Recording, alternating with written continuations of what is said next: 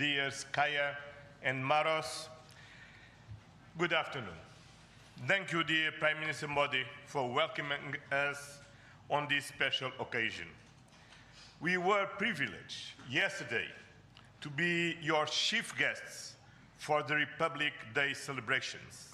Such an impressive display of India's capabilities and diversity. Today is a historic moment. We are opening a new chapter in our relations on trade, on security, on people-to-people ties. I'm the president of the European Council, but I'm also an overseas Indian citizen.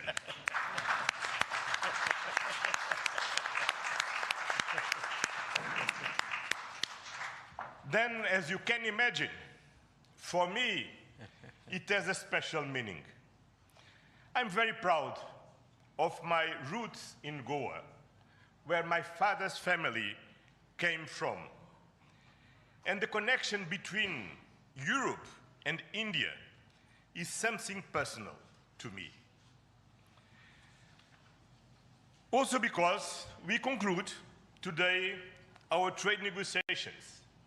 We relaunched at the latest meeting that I had the pleasure to host in May 2021 in my previous capacity.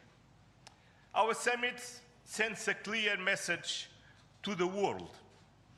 At a time when the global order is being fundamentally reshaped, the European Union and India stand together as a strategic and reliable partners.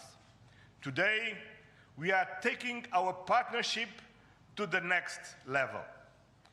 As the two largest democracies in the world, we are working hand in hand to deliver concrete benefits for our citizens and to shape a resilient global order that underpins peace and stability, economic growth, and sustainable development. I would like to share three messages. First, the European Union and India must work together towards our shared prosperity and security. India is the world's fastest growing major economy. Trade has flowed between our two continents for centuries. And trade is crucial geopolitical stabilizer and the fundamental source of economic growth. Trade agreements reinforce rules-based economic order and promote shared prosperity. That's why today's free trade agreement is of historic importance, one of the most ambitious agreements ever concluded, creating a market of 2 billion people. In a multipolar world, the European Union and India are working together to grow spheres of shared prosperity. But prosperity does not exist without security. Strengthen our cooperation to better protect our citizens and our shared interests. Working together to counter the full range of security threats we face in the Indo-Pacific, in Europe, and around the world, reaching a new level of strategic trust between us. That is the significance of our agreement on a security and defense partnership. The first such overarching defense and security framework between India and the European Union, and the first step towards even more ambitious cooperation in the future. This brings me to my second message. As the world's largest democracies and champions of multilateralism, the European Union and India share the responsibility to upholding the international law with the United Nations Charter at its core. Earlier this morning, we and President Ursula had the opportunity to pay tribute to Mahatma Gandhi.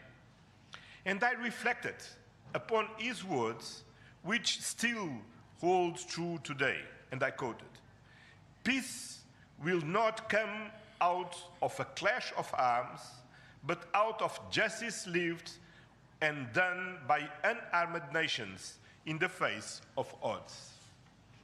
Our summit reaffirmed our commitment to supporting efforts towards a comprehensive, just and lasting peace in Ukraine, one that fully respects Ukraine's independence, sovereignty, and territorial integrity. This is a key moment. We are supporting all efforts to reach a just and sustainable peace. Ukraine has shown its readiness, including at the cost of difficult compromise.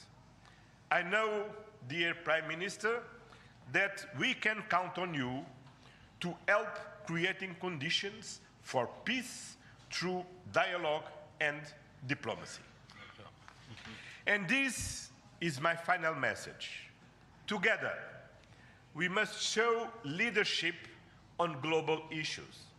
Cooperation between the European Union and India will help shape a more balanced, resilient, and inclusive global order. Just two examples. I'm proud of the commitments we are making for greater cooperation on clean energy, green transition, and climate resilience.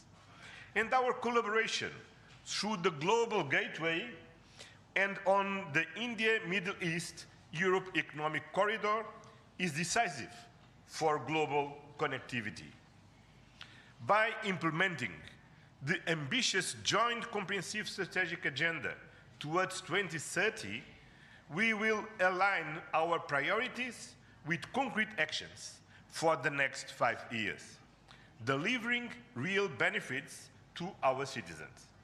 Today, we have tangible progress and set an example of cooperative leadership on global issues with our free trade agreement, our security and defense partnership, and our joint strategic agenda. These outcomes are crucial milestones on the longer path. We look forward to continuing the journey together, as always. Thank you very much.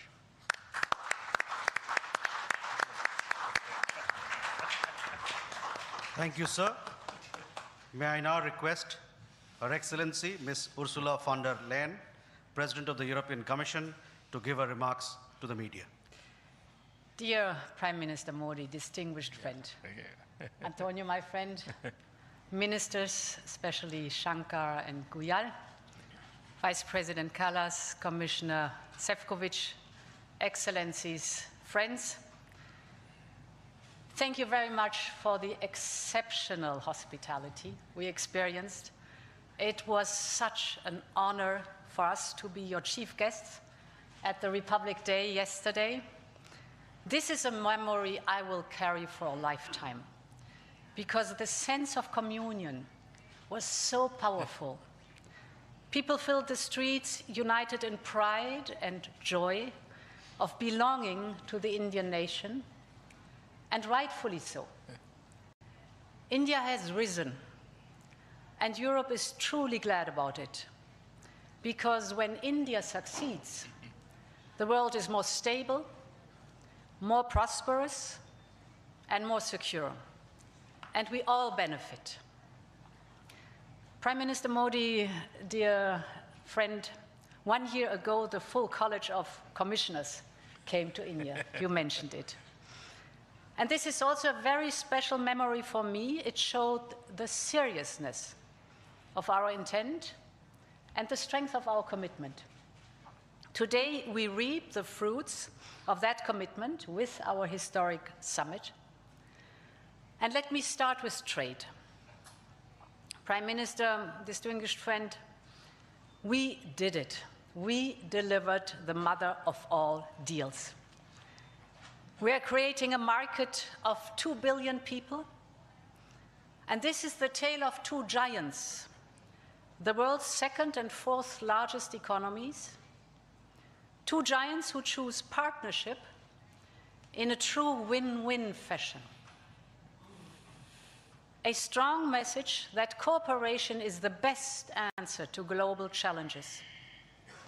This trade will integrate further our supply chain and strengthen our joint manufacturing power. It will cut up to 4 billion euros in annual tariffs for exporters of all sizes. And it will create good jobs for millions of workers here in India and in Europe. At the same time, this agreement will build on the natural complementarity of our economies. It brings together Indian skills, services, and scale with Europe's technology, capital, and innovation. It will create levels of growth that neither side can achieve alone. And by combining these strengths, we reduce strategic dependencies at a time when trade is increasingly weaponized. We will discuss this and more at our first EU-India Business Forum later today. I want to offer a special word of thanks to the people who worked so hard to make this day a reality. Starting with the European Union's Trade Commissioner Maroš Šefčovič and his counterpart, India's Commerce Minister Piyush Goyal. You have done an outstanding work. This is historic, and it would not have been possible without you. I also want to pay tribute to their colleagues, Sabine Weyand and Secretary Rajesh Agrawal. Many others made vital contributions. I congratulate you all. The hard work was worth it.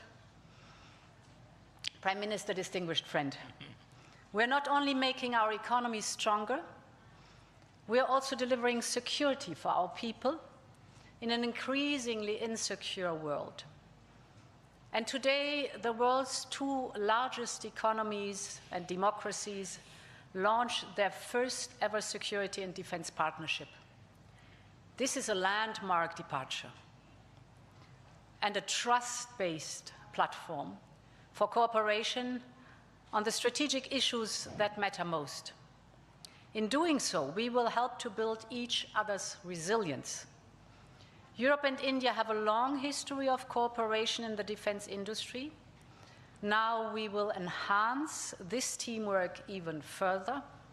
We will deepen our cooperation on maritime security, for example, joint naval exercises to tackle piracy, aided by the day.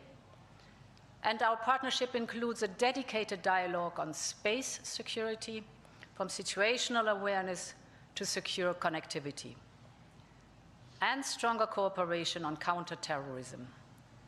Finally, we are launching negotiations on a security of information agreement.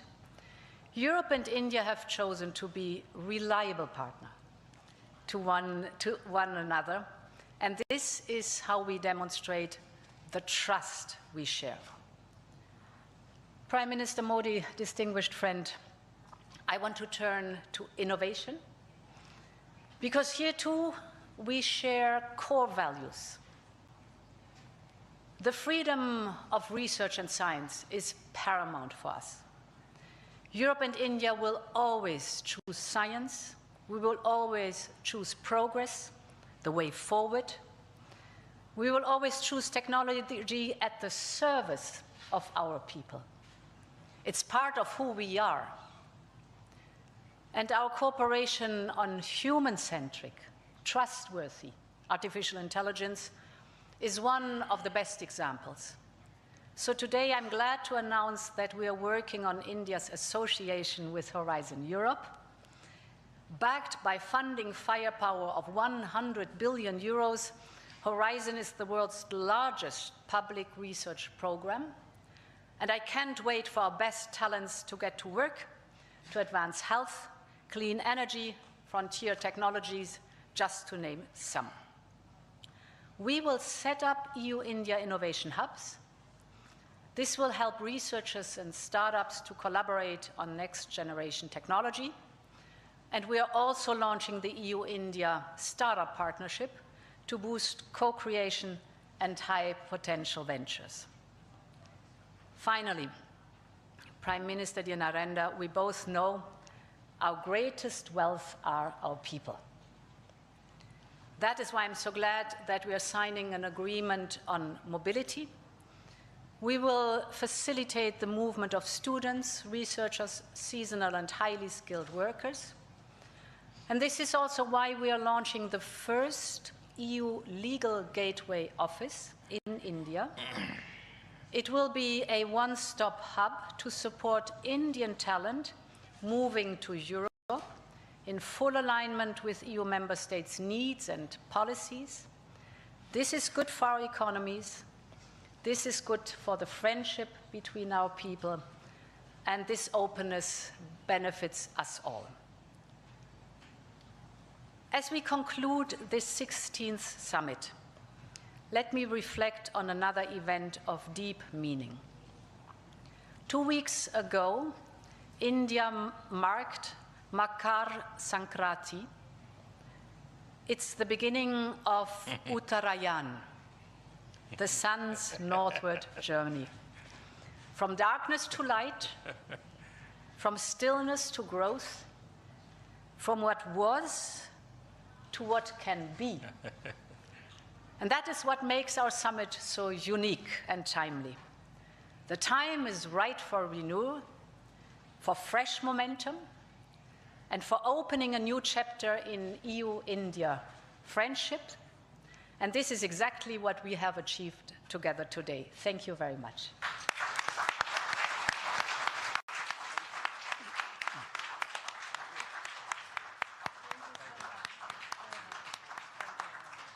Thank you, Madam. With that, ladies and gentlemen, we conclude the press statements. Thank you very much for your presence.